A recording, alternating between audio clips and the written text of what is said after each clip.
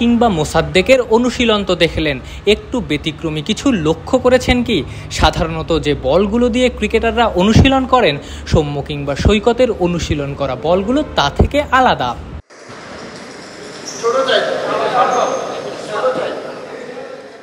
মূলত প্লাস্টিকের বিশেষ এই বলগুলোকে সুইং বল নামে ডাকা হয়।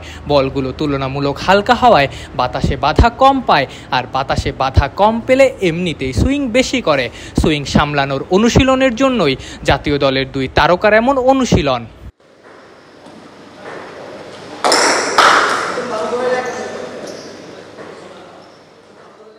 এই অনুশীলনের শুরুটা করেছিলেন সৌম্য সরকার। চট্টগ্রামের জহুর আহমেদ চৌধুরী স্টেডিয়ামের ইনডোরে শুরুতে গ্রানাইটের স্ল্যাব ব্যবহার করে এই অনুশীলন করেন সৌম্য। গ্রানাইটের স্ল্যাব ব্যবহার করলে বল তুলনামূলক বেশি স্কিড করে, এক্ষেত্রে সুইং সামলানোর অনুশীলনটা আরও ভালো হয়।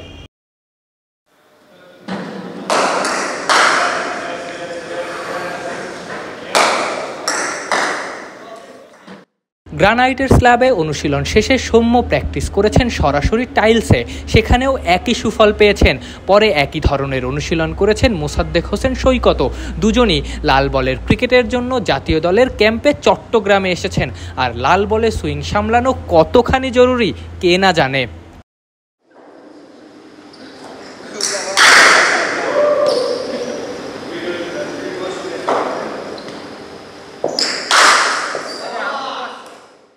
শুধু সৌম্য কিংবা সৈকত না, সকালে ঢাকা থেকে চট্টগ্রামে এসেছেন Liton, Zaker Hasan, Shakib, Tanvir, রিশাদও।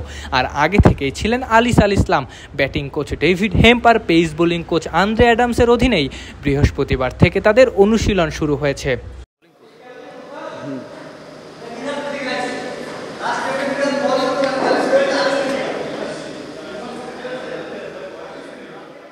Walton air conditioner exchange অফারে স্প্লিট এসিতে 23,000 টাকা পর্যন্ত নিশ্চিত ছাড়।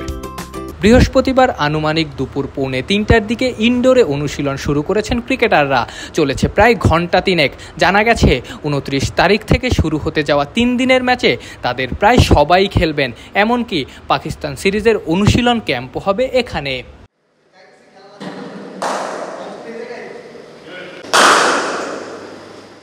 চট্টগ্রাম থেকে আফনান পিয়াল, অলরাউন্ডার।